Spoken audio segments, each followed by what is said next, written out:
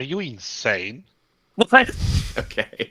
You are insane. Like saying on. stuff like that. It's actually.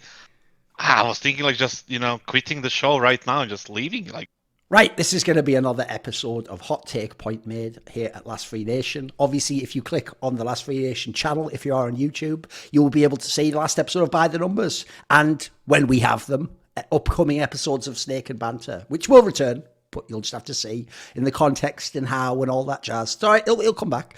So for this particular episode, I actually think in general we're on a pretty good heater here because, first of all, I've noticed already, one thing I love about this show already is this kassad. This is a little bit of like, if you notice my style, I'm a bit transparent behind like in the mechanisms of how I do the shows and what I'm doing. So I'll give people a bit of inside info.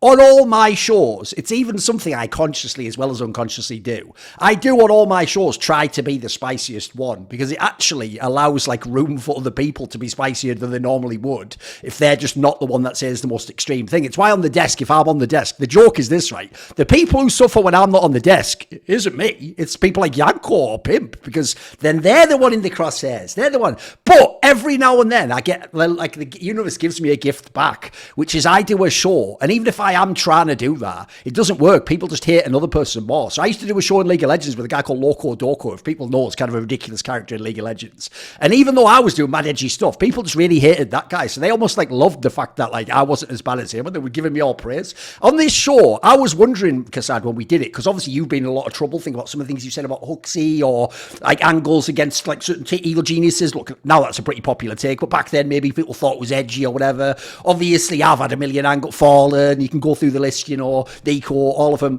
But the joke is, like, Maui has actually currently emerged as the champion of like hot takes, and he is just like the main target every episode of this show. Like, even if our takes are outrageous, it's always the Maui quote that gets in like the play.gg article. I play.gg. Just he'll be talking in a minute, don't worry. You can just skip like 3 minutes forwards.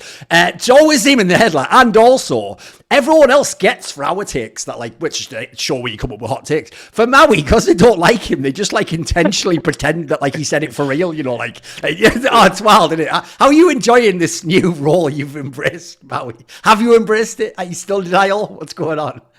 I mean, I think that what's always crazy about it is that it just makes you more polarizing, where you get a bunch of people who start to hate everything you say, but you have actually, I think I've gained a lot of fans too, is the main thing. And like, people are really appreciative and supportive of the fact they're like, keep it coming, they want more blood. And then other people are like, you're an idiot, you don't know what you're talking about. And then they'll like, what's always great is that the attacks will start coming in at me that are like, you never even played the game. You're a silver. And Classic. Then it's like, okay, like now it's just like they're gonna discard any history I have with anything I've done ever in the game or anything. Like, it's like, you don't deserve to be working here. Or it's like, just like, sure, but like, you're listening right now and you're angry because I'm here, so shut up. Like, pay me. You are paying me because you're watching and you're feeding my sponsors. Yeah, thanks.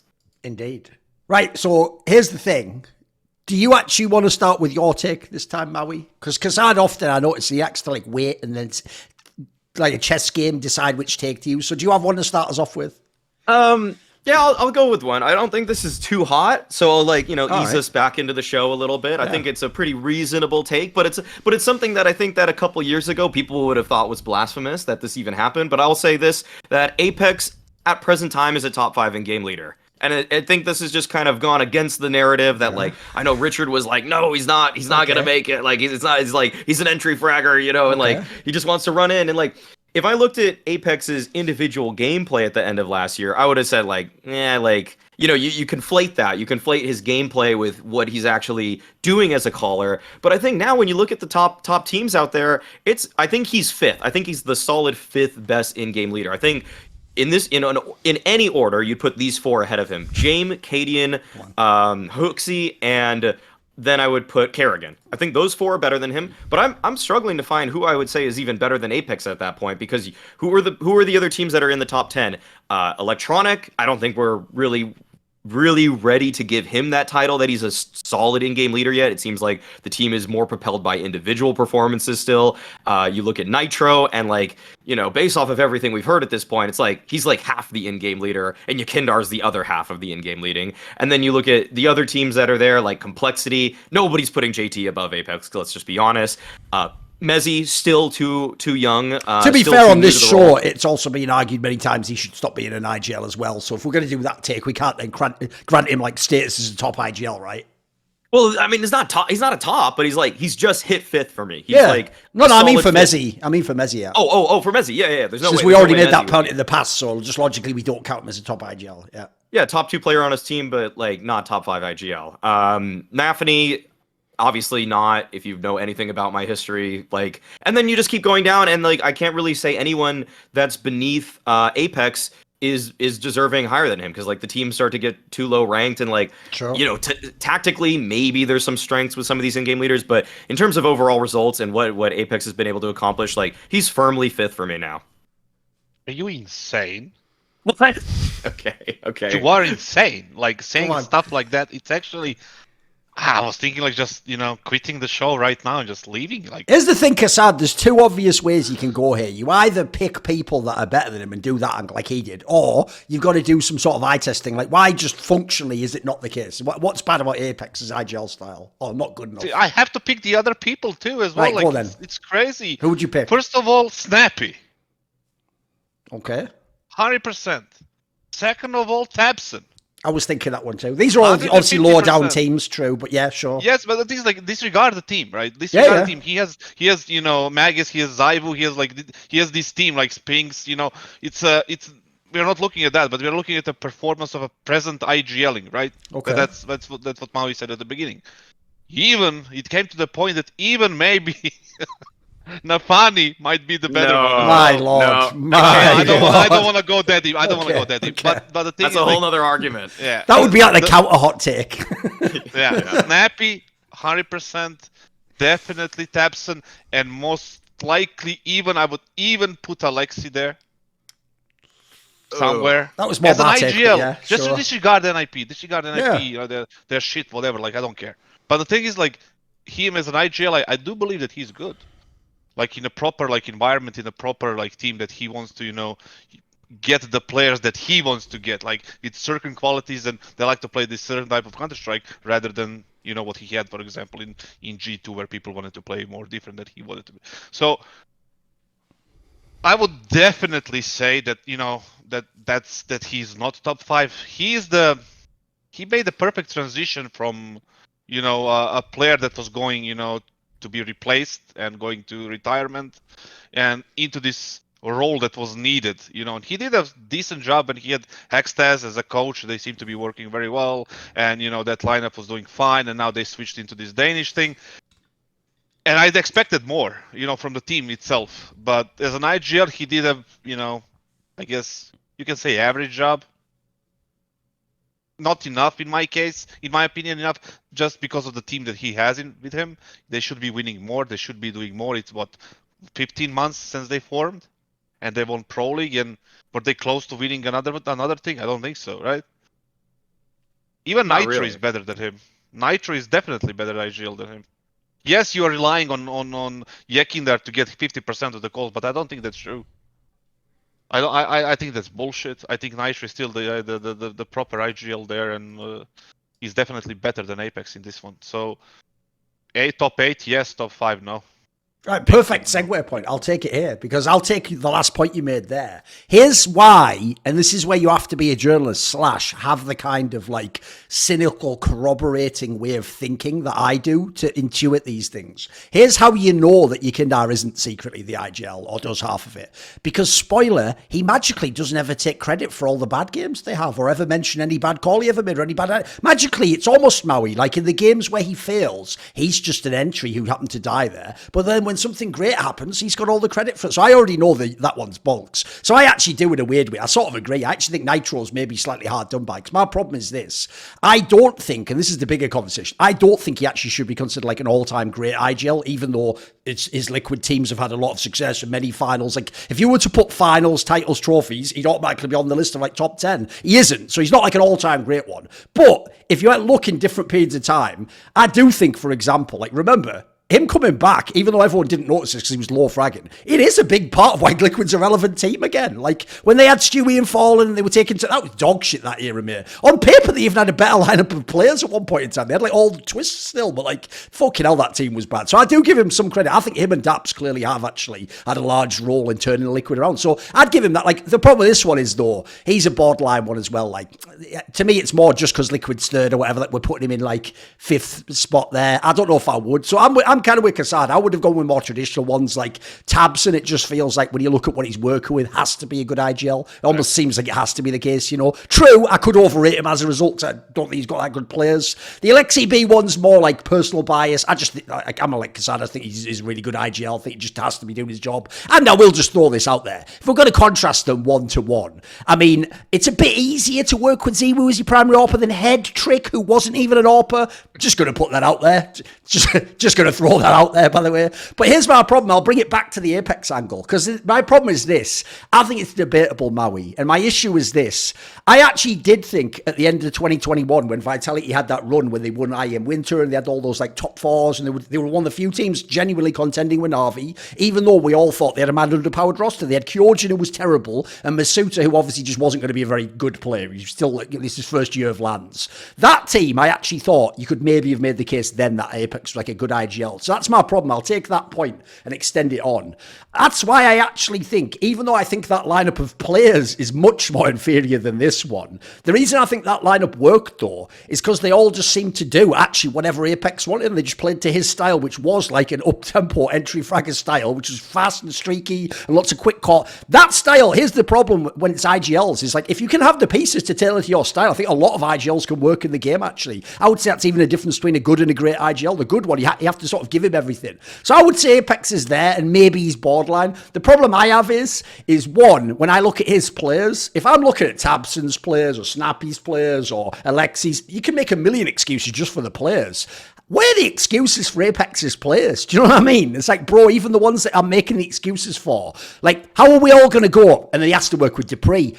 Guys, you were all just telling me for like a week that it's incredible how Dupree qualifies for every major. Well, which is it? Is he at the all-off point of his career where he's washed? Or is he really good? Make your mind up, because if he's good, then great.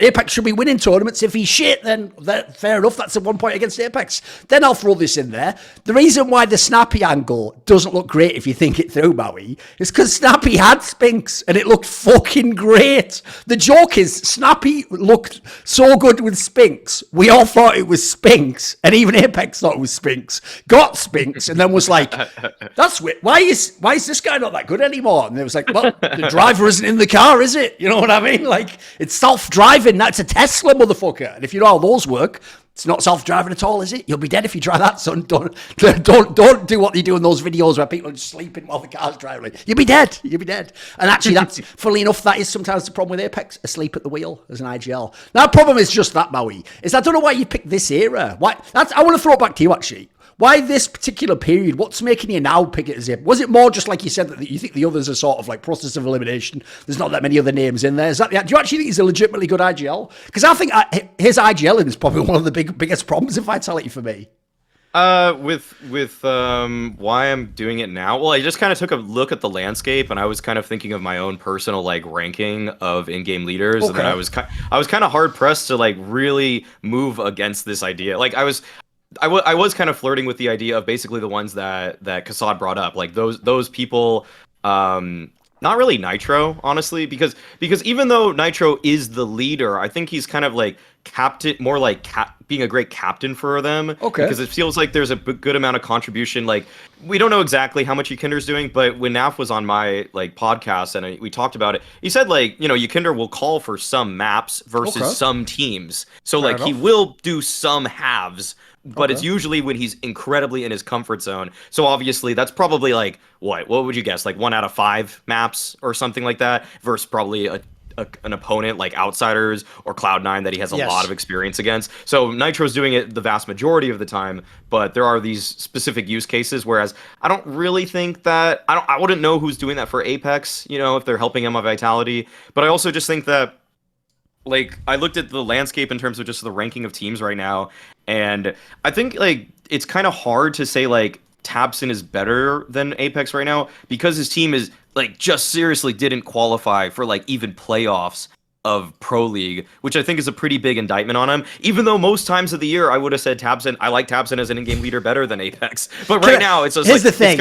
I'm going to do that thing where I just push back briefly because I'm just going to reference this show. Wasn't it on this show? Whose take was it that fucking hyped would be better than Citizen? So simultaneously, we've given him a worse star player. He bombed the LAN, and then you're like, you know what? You fucking suck, tabseN. Like, what? Like, you just took his best player away. Wasn't that your take, Maui?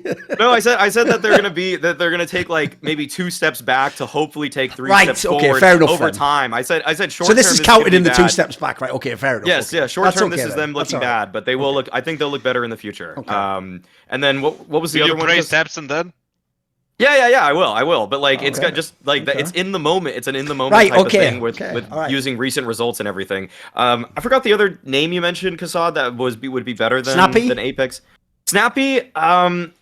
You know, I think Snappy's building a case. I think he basically needed this nerds thing, but it's just like with Valde for so long, this team was pretty much irrelevant. So I think just now, Snappy might be able to build his case back up that he could surpass Apex as an in-game leader in present form. But I think Apex just today, I think he's been calling really well. Also, I think that the way that he implemented Jax was just perfect. Like I think the way that it's kind of. There could be a second hot take here about Jax and Dupree, but I think that if I just want to keep that part brief, it's just that, the way that he used Jax was like, it made Jax look better than he looked when he was playing tier 3 CS, you know? So that's always like a big boost as an in-game leader where it's like, you know, you make someone who's basically been pushed to the edge of irrelevancy in the space now look like a serviceable tier 1 player again. I don't know if I would call him serviceable tier 1 player again, but the thing is, did he play well? Yeah, I mean, but the vibe, I'll tell you how the vibe works when it comes to the situation when you don't have a player and you just get a sub, and it's like you don't care all that much, right? The pressure is completely off for the team, for the sub player. He's not like he's like 21-year-old who is like, you know, massive pressure to prove himself or anything. Jax is like 29. He doesn't really care like if he's gonna play well or not. So he doesn't have any pressure, and the team has no pressure because they're playing with a stand-in. All those things like made them play better than they usually would. And, you know, he played all right. Yes, did he use him? Was that Apex or just Jax or Ozonic? I don't really care. But the point is, I wouldn't give it too much of a you know, like a big thing. I wouldn't make a big thing out of it. So we'll see right now in the playoffs how Dupree is gonna, you know, perform, and the whole team, including Apex as an IGL. Okay. Shall I go now, kassad? Shall I let you trail in third on your hot take? Do you want to go now? No, you can go. Okay. I have a good one. I've got a good one. Because what's great about mine is, like all Thorin points, they're incredibly self-indulgent and self-referential. So I'm going to refer to myself and explain why I was right in the past. Totally on brand type of comment, really. So here's my hot take. This is a great hot take as well, because it almost is certain immediately to make people react, right? I actually think in 2023, FaZe is only 5% worse as a team than they were when they were winning all those tournaments at the beginning of 2022. Now, here's the two angles. Because already that sounds like, that's nonsense. They were number one. They were winning everything. They used to win every series almost. They lose like one a tournament, you know. They could obviously come back. They were the most clutch team. They won every. That's why, though. Because one, look at the way they won. Dude, they weren't like, the joke now is, even though it's a worse team, like tactically, G2 dominates people when they win. They just fucking smash you. Like 3 players pop off in the same game. JKS drops and twists win every clutch. You know what I mean? Like, sorry, not twists. I'm mixed up the players there. Yeah, Hunter, Nico, etc. They also win all the clutch. Like, when they dominate you, they smash you 2-0. One map's like 16-8. The other one's like your map pick, and they win 16-10. Like, G2 wrecks you. FaZe, when they used to win, was always winning like 16-13. Or like a comeback from 8-13 down and you win 15-16-14 at the end of the game or overtime. And then secondly, go and look for real at the player ratings for FaZe this year. You won't even believe it. You will not believe it. Shall I read them out?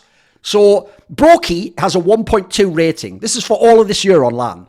Twists has a 1.19 rating. Rops has a 1.14 rating. Rain has a 1.13 rating. And even fucking Carrigan is a 1.02. You could actually even argue they're slightly individually better. But as a team, I think they're only slightly worse. And the reason I say that is this. Just go and look when they play. The problem they had is they used to just narrowly win. And they won in exactly the rounds that are the most disputable, basically, in the game. And quite frankly, I'll say this. I always thought there was a little bit of a streak element when they did win. Of like, how did they win every overtime, though? That's how, like, eventually that has to break the other way. Now it's broken the other way really badly because now they seemingly always lose those scenarios. That's the thing. They're always in these games, but they just lose by that much. So I don't even think, like, basically, reason my take is spicy is because, one, they're like, what, ranked like 8th or 7th by HLTV now. So to everyone else, they've dropped massively. And crucially, to everyone else, it's like they've come down a lot and the scene's come up a lot and like they're in a lot of trouble. Whereas to me, I think they were winning by small margins and getting everything out of their players. They're still getting a lot of their players and they just lose by small margins. So to me, I actually don't see a massive drop off. It's the reason why, even though I've been wrong, I've sort of kept riding with them each tournament because I kept thinking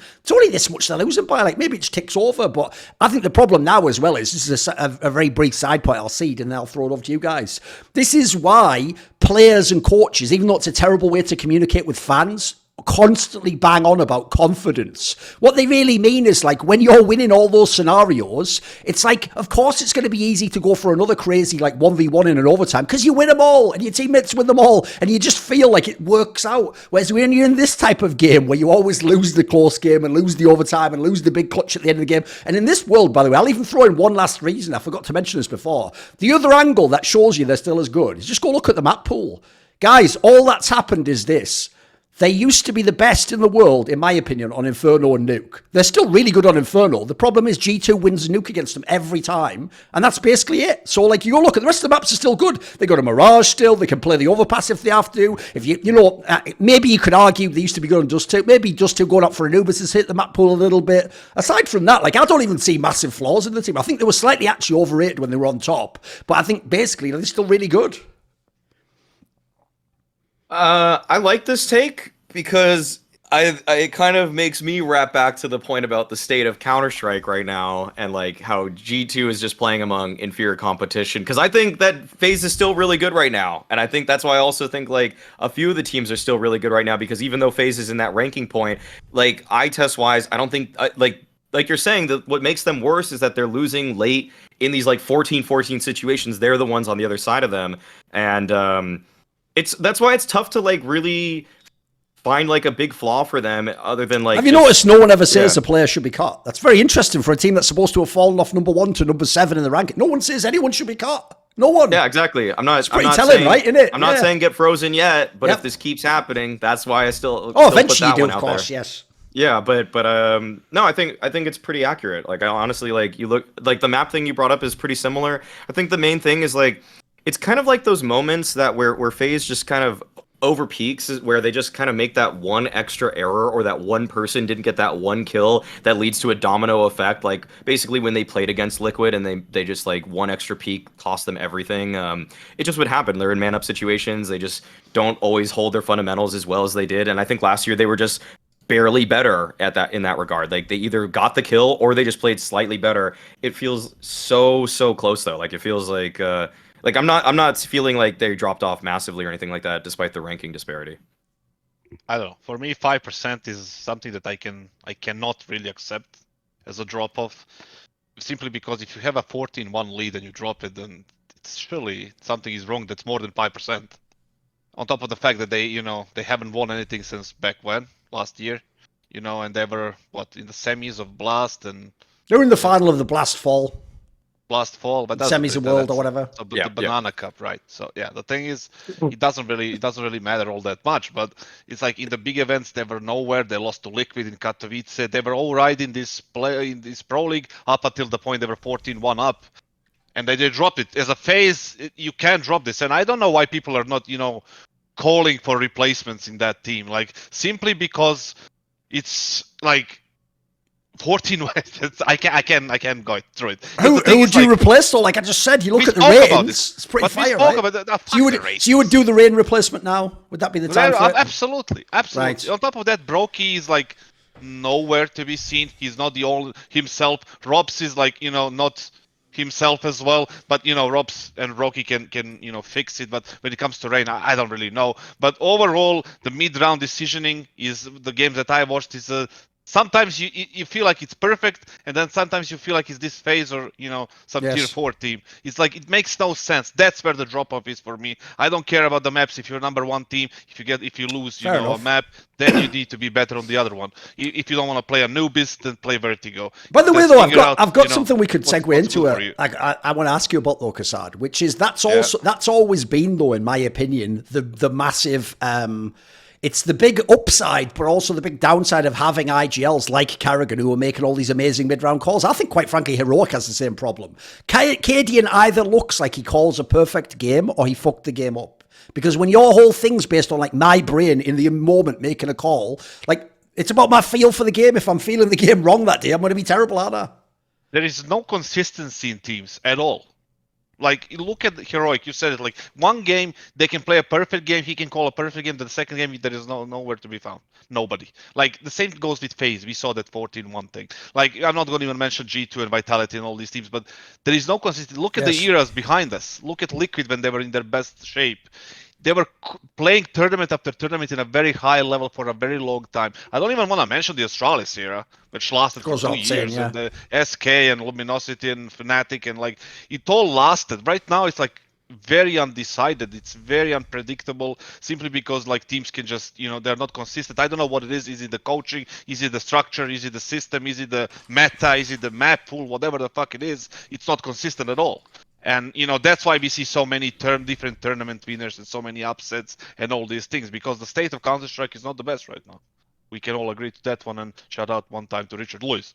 But the thing is, like, it's definitely not the strongest competition right now in terms of like the teams, simply because there is such a volatile scene right now when it comes to performance and it comes to like teams individually and as a team as well. Yes. By the way, I'll just reiterate what I said on Twitter, which is if anyone's still arguing against Richard's central point, I'll just say what I said on Twitter. HLTV, which is the website you all worship and say knows everything, did recently put complexity is number 8 in the world and Fnatic is number 9. All I'll say is go look at those rosters and get back to me on the Richard topic. Like, that's number 8, number 9 in the world, guy. If you don't know, they're ahead of like all those stud teams like Cloud9 and they're ahead of all of them. So it's a bad state of affairs, boys. It's a bad state of affairs.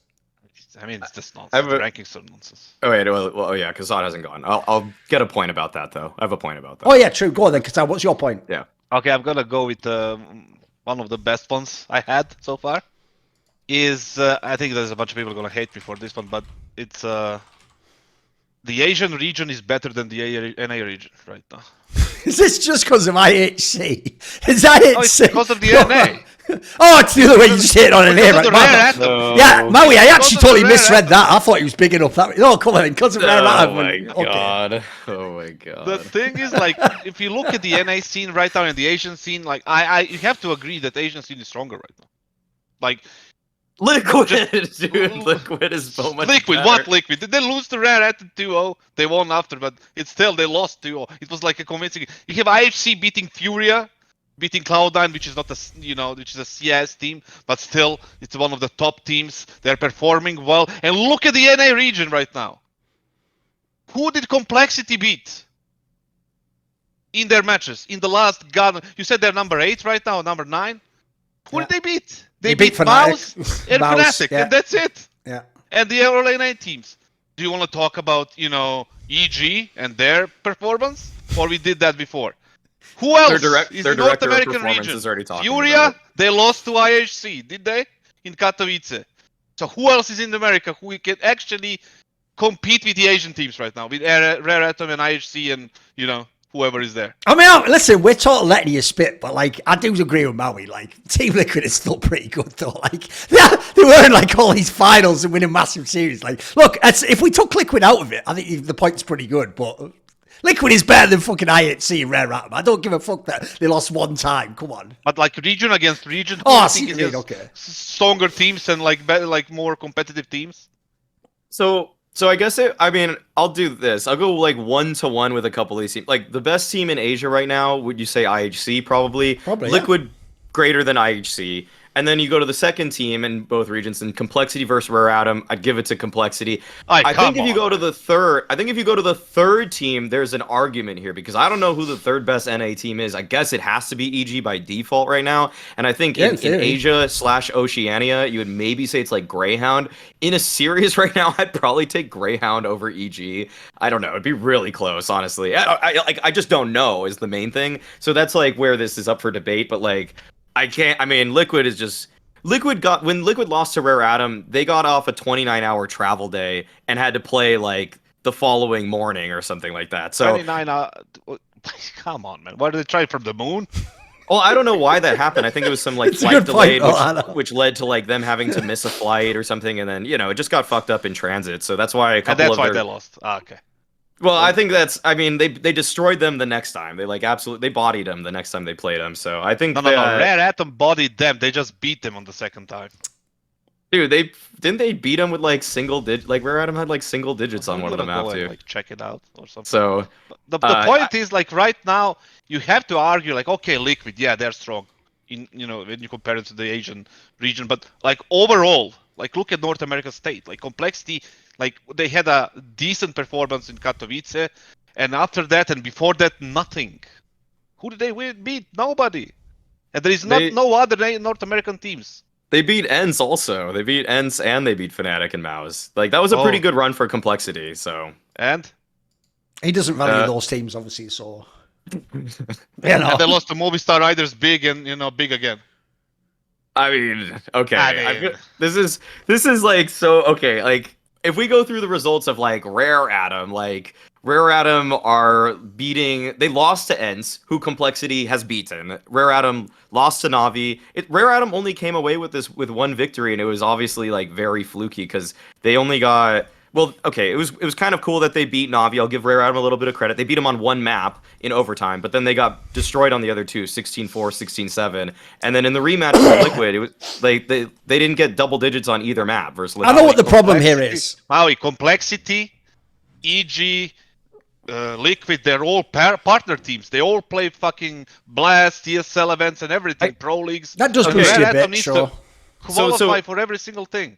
So I guess like what I think is interesting is like with the lack of resources that these Asian teams have, I think that they're doing better than like if the American teams didn't have these resources, there's no way they'd be in the same position. Like I think there's probably something in terms of like the way that Asian teams play systematic Counter-Strike that is making them translate over a little bit better when they go to Europe. But I don't think that I can't with a straight face be like, yes, Asian CS is better than NA CS right now. But I think that what they're doing with what they've got is very commendable.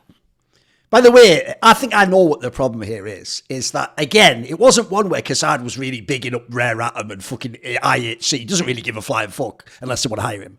It was more that he was just dissing NA, right? And the problem with that is this. I agree with the banter. It's even a good angle. But kassad took, like, the premise. It's like if I said, like, even my grandmother could have made that kick, Maui. It's like kassad's actually, like, making his grandma actually start preseason training and, like, getting, like, you're going to play a full season. And it's like, that's just a fucking thing you say. Grandma doesn't actually play the whole season and try and be better. Like, that wouldn't work. But I get the premise, in a one-off, maybe she's better, yeah. Also, that is a mad reach. Like, come on, Team Liquid is better than Rare Atom. That's such a reach. The joke is that alone should be the hot take. You should have just made it look Rare Atom's better than Team Liquid. It's an even better hot take. It's outrageous. It's total nonsense, but whatever. Rare Atom better than NA. There you go. IHC as well. Yes, RA over NA. Exactly. Yeah. So, right, go then, Maui. What's your take? Okay, mine is one you might have to get your browsers out for. Come on. But like this is so crazy to me that I actually looked at both of these and now I believe this. Right. The ESL ranking is better than the HLTV ranking for the top 20. The top 20 for ESL ranking is better than HLTV. So I'll give you a couple of the key differences in the rankings right now. Okay. That I think makes it better. One is that in ESL's ranking, Spirit is 8th, and in HLTV, Spirit is 12th. In the ESL one, Complexity is a little bit lower. in the ESL one, Maus is higher. Okay, so HLTV, Maus is 14th. ESL, Maus is 11th. I think that's actually way more accurate. In the ESL ranking, FaZe is 1 spot higher, and Vitality is 2 spots lower. So FaZe on the ESL ranking is the 6th best team in the world, and is 7th on HLTV. Vitality is 5th best right now on HLTV, but on ESL, they're 7th. And there's like...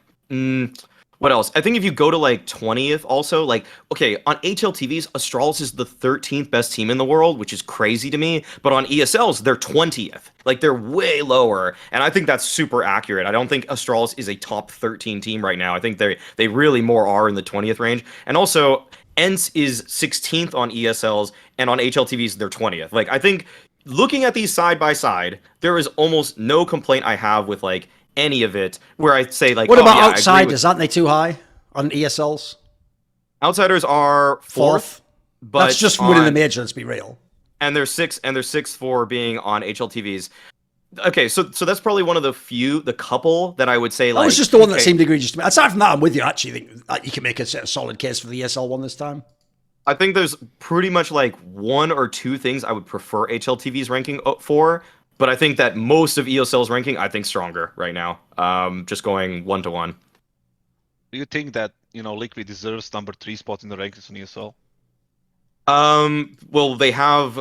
So for like HLTVs, it's Navi. I don't think not. I think that's pretty 50-50 to me. I think those are pretty close. And if you look at the points values, ESL's does give Liquid kind of more points than. But I think there's a case for it. I think Liquid will finish top 4 at Pro League. So. Here's the thing, kassad. You're the reason why, if you noticed, I recently launched a world rankings. And I always did them, right? But it isn't a world rankings. It's just who are my 10 best teams today. And I purposely made it biased. Like, for example, I have NIP number 10th just because I'm a Aleksib stand. I don't have to have any other reason. I don't have to have a result to show you a win. Now, the reason why I did that format, kassad, is for what I think you're actually arguing for, which is I've noticed you're one of those people who is always like, when Astralis made that like bullshit fucking top 4 run at Cologne and it boosted them way up the rankings. I think they were ranked like 3rd or 4th by HLTV. Yeah, I think they were 3rd. Here's the problem with that, kassad. I know from if you do rankings, you're trying to do it like tennis, like you just place it. Like in that scenario, you actually have to give them that ranking. Same with Maus when they made top 4 at the major.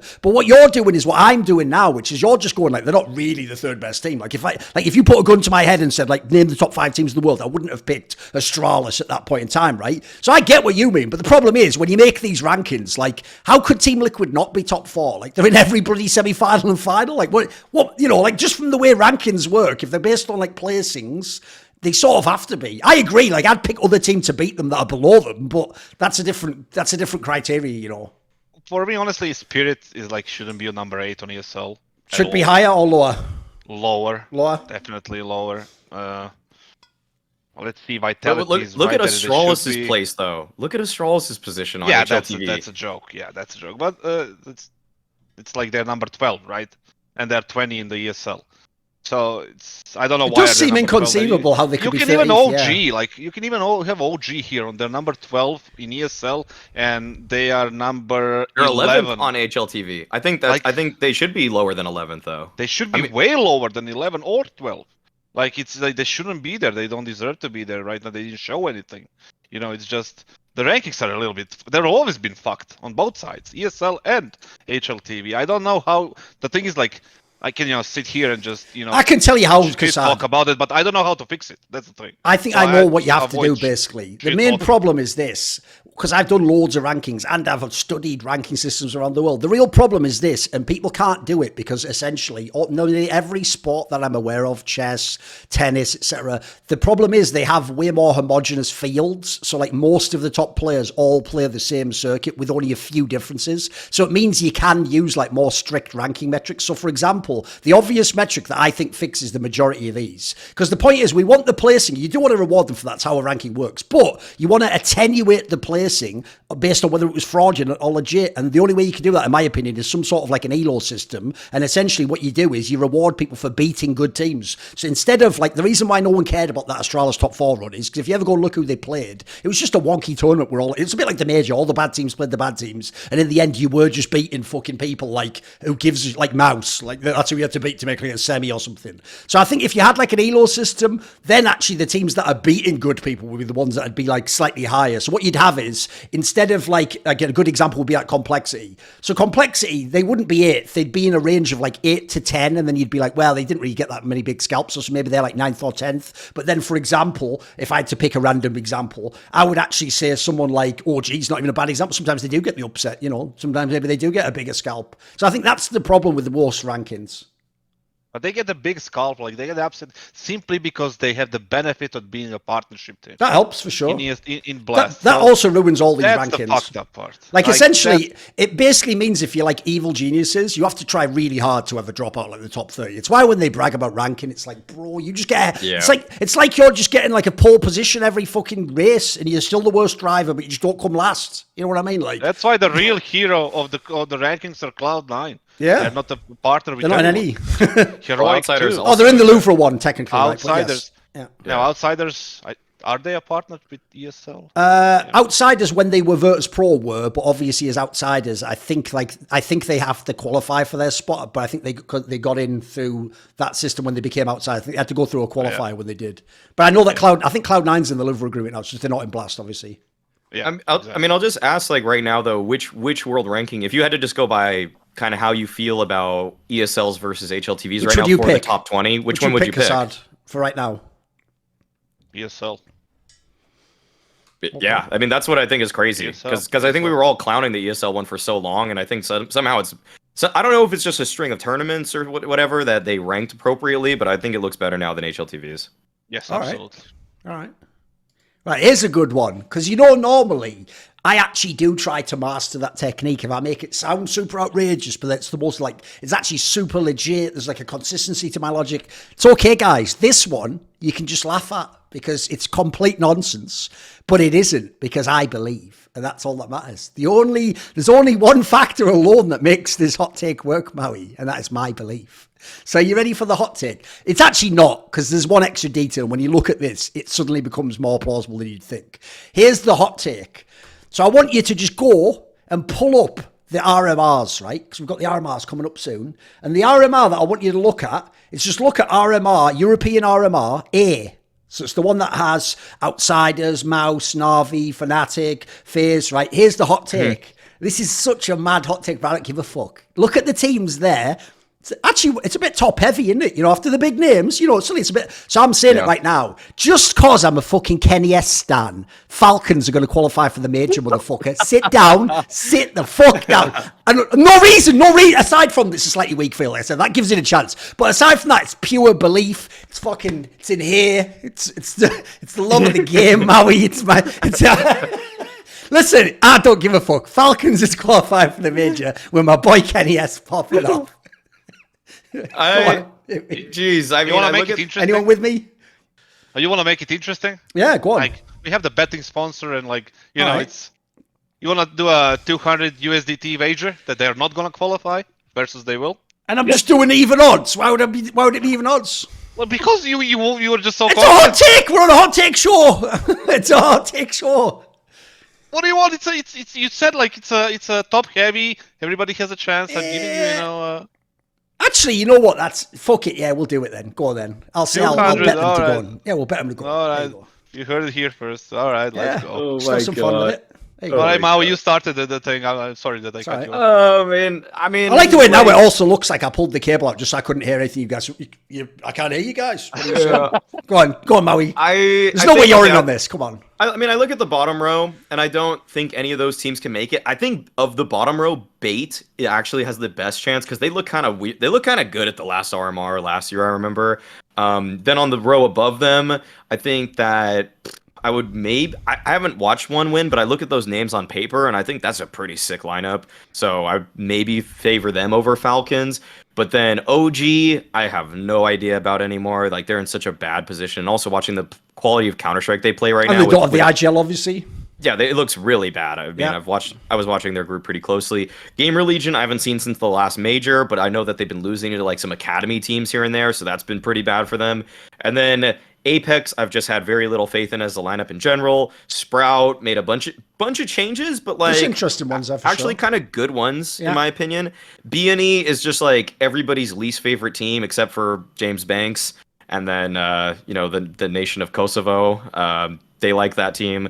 But I don't know what to make of BNE right now because I watched some of the CCT event and I was like, the way they lost to Eternal Fire was kind of stupid. It just looked like also kind of dumb bad CS, if I'm being honest. I don't know. I haven't watched Falcons like at all, other than Kenny has highlights on this team, and I don't think it's impossible. I mean, they've already made it this far, and they also weren't like that. I think they did pretty well too. Like they went 3-1 in their close qualifier, beating Apex, another team in this group. So yeah, I mean, there's a real chance they make it because I think we know who the top 5 are in this group, but the other 3 spots are, or actually, it's not even 3 spots necessarily. They have 3 spots, and then if you make 9th to 11th, you get into a little another bracket, and you have another chance. So, God, I wouldn't take the bet. I would not take the bet. But I would also not be surprised at all if Falcons do make it. I'll be like, one of the reasons why you got even odds because you have a set last. Yeah, chance that's fair thing. enough. I didn't even know. I forgot about that. But is it impossible for them to qualify? No, I don't think so. But looking at these teams like Outsiders, Navi, FaZe, Maus, Fnatic, Bad News Eagles, who have always have that They RMR do world buff. qualify somehow, true, yeah. Yeah. We have witnessed those teams before. Like that's your Vegas, that's your flip sides and all these things. Like there's always that type of team, and Bad News Eagles are that team, and they're gonna qualify. Bait, I think it's a valid argument from Maui. I think they are decent. I don't think they have a decent chance to win, but Falcons they need their team and Kenny to be on 2 levels or 3 levels that he is problem. right now. We've got you. No problem? Yeah, don't worry about it. That would be too easy to carry. By the way, I have low-key, I'll just say this now for when it happens. I have also low-key slightly stacked the deck, Maui, because I despise the format of these RMRs. So I actually think that they produce ridiculous upsets. So the joke is, even if Falcons isn't good, there's actually a chance they can get through, mate. Yeah. Like, you've seen how wild those fucking random draws are. Like, fucking hell, bro. We'll see. they might get first round like. If I'll tell you how. Here's the obvious way they could make it. Because you start with the BO1s. Well, all you need is one of those other bullshit BO1 upsets. Like you just need Bait to beat like fucking whatever Fnatic, and then you play Bait in the winners match, and then you're 1 game away from the fucking thing. So we'll see. I'm just doing it as a Kenny S stand, obviously. So it's all good. Yeah, you need to win your own games and get to that best of 3, and then you need to be lucky a little bit with the draw, and the other results needs to match yours, and it's like too much. I think Gamer Legion is also a decent option for qualifying for the major. I don't know about Apex. Not really sure about Sprout too. It's like even so, I wouldn't write them off. I would give them the same chance I would give it to Falcons. So it should be interesting. At least I'm looking forward to something. Yeah, I'll give you a sweat now for the RMR list. Yeah. Right, whose take is it now? Got another one again? Kassad, yeah. Oh, okay. I was thinking about doing a G2 take, and I was thinking between 2 of them. Come on. One was supposed to be that G2 isn't making the major from the RMR, which would be too much. I can't lie, that is a hella spicy take. Yeah, but I gave up on that one because they haven't, It does feel like haterism, I can't lie. There's no real reason to justify it, And you're just hoping on their downfall at that point, right? That would look bad. That would look bad, so I didn't go for that. Okay. The point is, I went for the other one, which is m0NESY is the best player of G2 at the moment.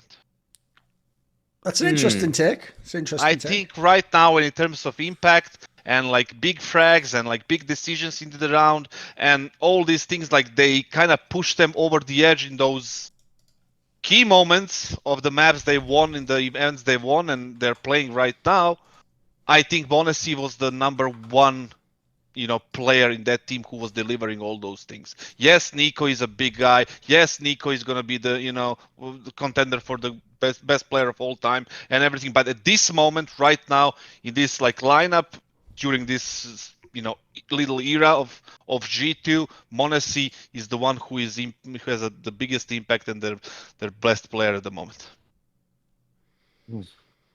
I mean, Not that far off that. I think like I would want to say, like, you know, the gut reaction here is kind of like, oh, what about Nico? But m0NESY has been doing a little bit more for them also, I think. So it's kind of like at Kato, Hunter was like the big game player for them. But I think m0NESY, where m0NESY is actually a little bit more like susceptible to being like weak in a big moment, is that I think he's actually a little bit easier to game plan around than some of the riflers for G2. Like Heroic dedicated so much in terms of resources to giving m0NESY a hard time in the grand finals, and I think that's kind of where I would push back against this, because I think that when they did that, like m0NESY was flashed so much per round. His like flash time per round was like above 4.5 seconds per round. He was getting blinded. So that's pretty, like, the fact that he can be game planned against is where I think I don't want to give it to him.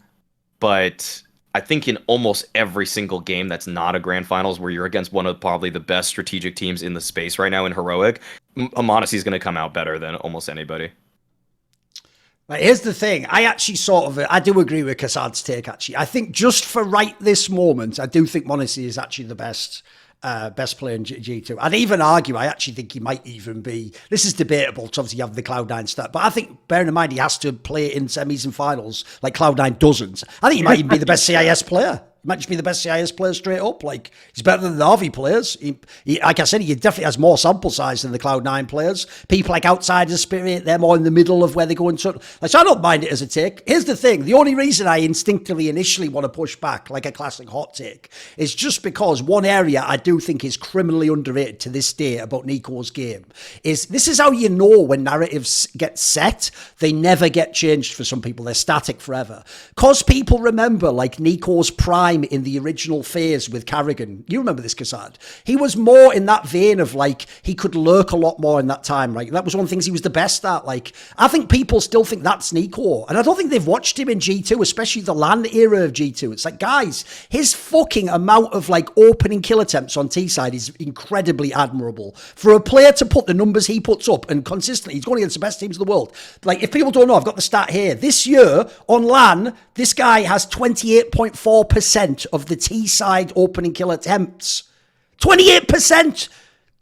You're all going to think he's a rifler, so I guess he's going to be more like Blame F, you know, like at the back. No! This guy's got, so that, I will say, that does, to me, has like a hidden impact, especially on the T side, which I think, quite frankly, is where Huxley's a bit overrated, obviously. But if you want to just go on this factor, I do always say this, I do think at the end of the day, there are aspects you can argue around it, but kills are the most important metric in Counter-Strike. I don't really care what anyone thinks. And m0NESY just kills more right now, understandably. And he has the AWP. The AWP will always mean your differential's better because you're dying less, you're killing more. If you kill with a rifle, you kill two people and they kill you. We all know the way it goes. So I think, as an overall point, I agree. I do agree. I think m0NESY right now can be the best in G2. I think probably is. Listen, what you said about Nico is absolutely true, and that the reason why this is happening is what makes him, you know, the one of the best players to ever touch the game. Simply, you said, like, people remember him as a lurking and all these things, like lurking around, and now he's more aggressive, and that's simply because he realized on time that his game needs, you know, adjusting, updating with the Counter-Strike that he's been playing. If he didn't do that, if he continued to play like he did, he would end up like Coldzera, he would end up like Happy, he would end up like Get Right, Hiko, all these players that didn't really update their game whatsoever,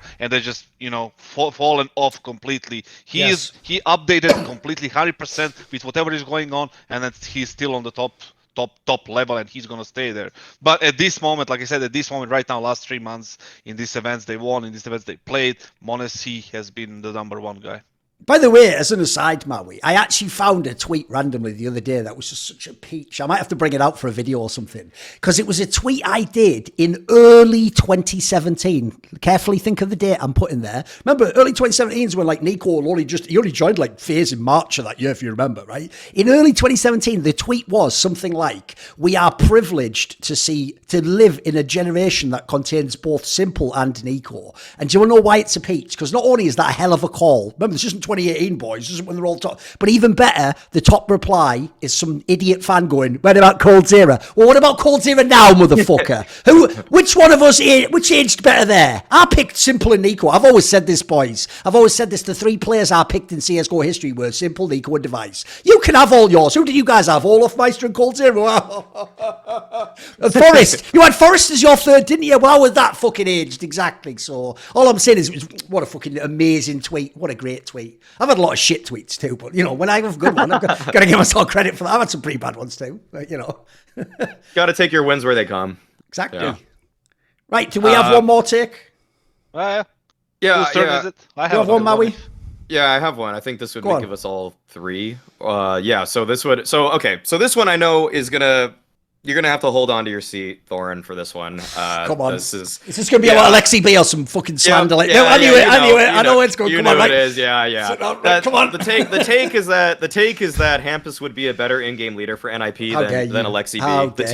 The team would be better if hampus rejoined and Aleksib were out, because I think even hampus doesn't believe that. But keep going.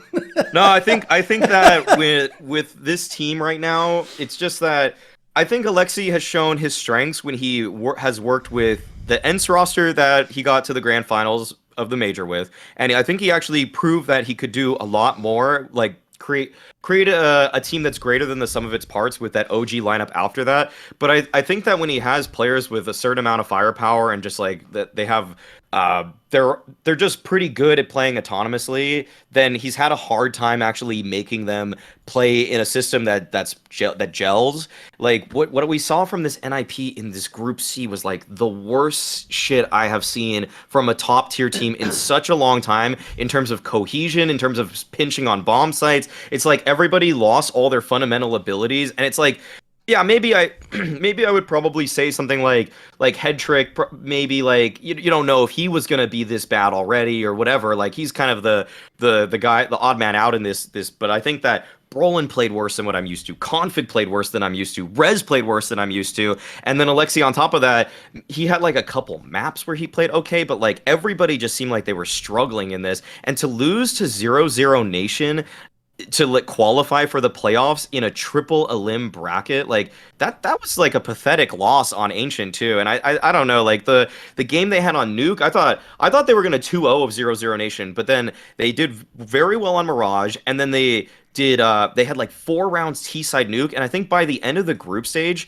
this NIP team, in terms of T-side round win percentage, they were like the bottom 5. They were bottom 5, and the teams beneath them are like ATK, Evil Geniuses, Rare Atoms, Saw, like anyone above them, like I mean, that's just horrible. That's just horrible looking at the names on paper there. And I think that if hampus were back on this team, I think that hampus works better with DJL. I think hampus would just listen to DJL a little bit more. I think Aleksib's trying to put his system onto this team right now, which is good when he's with like good fragging, but like brainless players. But I don't think it's good when you have guys that should have a little bit more autonomy. Like, I would trust Brolin to do what I think is right most of the time. I would trust Rez to know how to like find impact in a mid-late round. And I also think that hampus was very good at working with Rez and getting more out of him than anything we've seen with Aleksib B at the helm and Rez still on this roster. So yeah, I think that if hampus rejoined this team, then they would just be better again.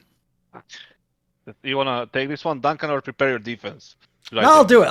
Okay. Here's the thing. The reason why I don't really agree with it. Look, here's what's tough, because I won't deny I hyped this NIP lineup myself. Now, one, I will say, part of that is an assumption which is purely based on essentially a sort of faith, which is, I thought to myself, because I never really, am I the only one who never got this? Like, I saw when Head Trick stood in for Na'Vi at that, like, fucking blast ages ago in the groups, fall groups or whatever it was last year, and it was like, why are they even putting this guy in? Because they were implying, like, because Simple was giving his visa or whatever the fuck, and he was in Dubai, they were implying that they were testing him out, right? Which makes it sound like it was trade bait, quite frankly. Because here's the problem I have. This guy never had the rep Monacy did, but it feels like Nip signed him like they were just getting another Monacy off a conveyor belt. Yeah. Like, we saw, like, what Monacy does in G2 and, like, Wonderful in Spirit, so can we have one? Like, can we buy one of those? Because the amount they bought Head Trick for made me think, like, dude, this guy must, like, in scrims, just be smurfing or something. He must be, like, insane. Because the amount amount is just too much for the buyout. Like, this buyout's criminal. I mean, we've even made the point in the past, because I agree.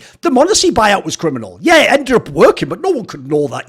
You cannot know these things. Like, sometimes psychologically the player doesn't perform for 2 years. Like, you can't know it. It can't be worth 600k when you've never seen the player play tier 1 LAN. So the head trick one I'm already uncomfortable with. But I'm just waiting and assuming he's either going to be a massive bust or he's going to have to be good eventually. And he is the AWPer, let's be real. Like, his World Counter-Strike is very much AWP dominated. The problem I have is this one. I actually think where I've tricked myself with this lineup is quite simple.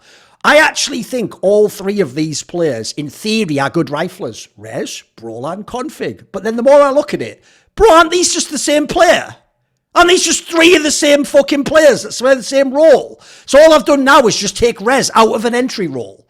Well, what's the point in having Rez then? You know what I mean? Like, at that point, and also, Brolan's never performed since Aleksib came, and Config, I mean, I know he only joined recently, but he's been crap. Like, actually, none of the individual players perform. Now, look, I will say maybe some of that does go on Aleksib. Maybe he's doing a bad job around him, but I also think, like, quite frankly, this team just looks badder all around. I'll say here. I'll give a couple stats that are so damning to his like in-game leading. Is that in terms of CT side round win percentage, NIP was the 7th best in ESL Pro League, and like I said, T side. He's obviously calling CT side like old MBK, obviously. So props to Alex. And the numbers for practically everyone on CT side for this NIP team on CT side: Config 1.13, Headtrick 1.13, Brolan 1.12, and then you swap over to their T sides, and the same people: Config 0.96. Headtrick 0.96, Brolan also 0.96. Okay, I don't know how they all matched on that, but it kind of goes to show that individually they're performing well. It's just that when they have to come together with a strategy, that all these strategies are like they're doing them a disservice. It's definitely a bad look. Okay, I'm with you. Go on, Kassad. Where are you on this, mate? The thing is, like, is Aleksib a good IGL? Yes. Is he good in picking teams to join? No. I'll put it this way: I would have more chance surviving walking through the minefield blindfolded than Aleksib joining the right team for himself. That's like, straight up like that, because he was good in ends. Then he joined that OG project. He was the hot stock. He was the IGL that everybody was looking for. Why would you join OG and this young project? What the fuck is wrong with you and your agent? And then he went to G2 without really exploring and having this meltdown there with like the coach and the style they want to play or what the fuck ever was happening there. And then after that, he goes to NIP, which is in shambles for years now. When it comes to organization, when it comes to the players, and he joins there. I don't know, dude, like, what are you doing with your life when it comes to joining teams? Like, either you change the approach you take with joining teams, or when you join, you say, listen, I want this coach, I want this player, I want to do this like that. If you want to sign me like this, let's go. If not, then I'm going to be looking for another team. So that is on him, absolutely. But that NIP team, just look at that. Like, we have Hampus, who benched himself for personal reasons, saying he needs a break, which happened like 15 days after the break. So how did that work out? Like, listen, what, did he have some sort of a head problem? Mental problem is like, I'm going to try to push a little bit more. Maybe I go through it, but then he realized I can't do it, so I'm going to bench myself. Then in that case, where is the advice from the organization saying, like, listen, if you're feeling bad, if you're feeling the way you're feeling, if you have some sort of problem during the break, take extended break. Don't come back.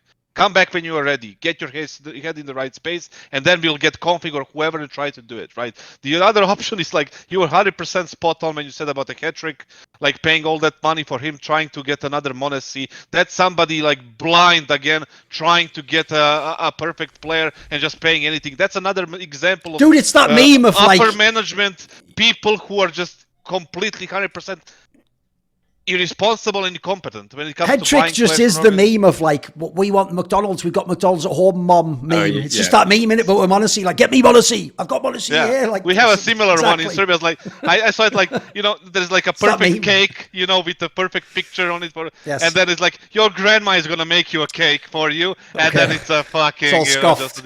Or Game of Thrones meme where, you know, the guy drew a horse, like a perfectly horse, like for the first 3 seasons, the horse is like, you know, the hair, the tail, it falls apart, and then it falls apart completely. Right. So it's crazy. I think it's not Aleksib to all that much. I think to some point it's him, because he's picking all the wrong teams. He's not really thinking it through. It's like he's going for the money or something. Yes. Or just the best possible contract that he can get instead of getting a weaker contract and a little bit more potential in his team.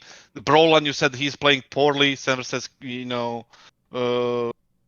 Aleksib joined. You know why this is happening? Because of the English. He didn't want to speak English. He went to NIP to speak Swedish, and you know what happened? They brought Aleksib and made another mistake in the management. So, like I said, it all comes from there. Like everything comes from there. Like poor team management. It's in IP for a very long time. We saw what happened with Device. It's still happening. Hampus is like, we don't know what's going on there. He's not saying anything. NIP is not saying anything. All over again. Yeah, there is privacy that we need to consider, but we need some sort of it because they have so many fans. It's like it's gonna be better for the player, for the fans, for the org. Everything would be better. They're just sitting silent. Yes. They're just saying nothing, and their team is playing like shit.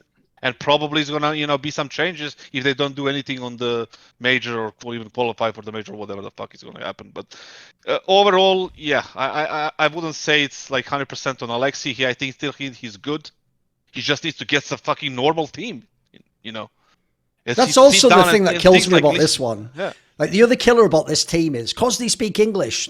You can just recruit anyone then. Now there's not even any limitations. Like if it doesn't work, get someone else, So I hope soon, like within the next... Basically, logically, if you look at the schedule, this major just has to be it for NIP. If you don't qualify or if you don't do something at the major, you've got to do a player change, That might be Hampus returns, yeah. Obviously, it won't be his IGL, let's be real. It'll probably just be instead of Brolan, I'd imagine, or one of those moves, But you've got to do some change at this point.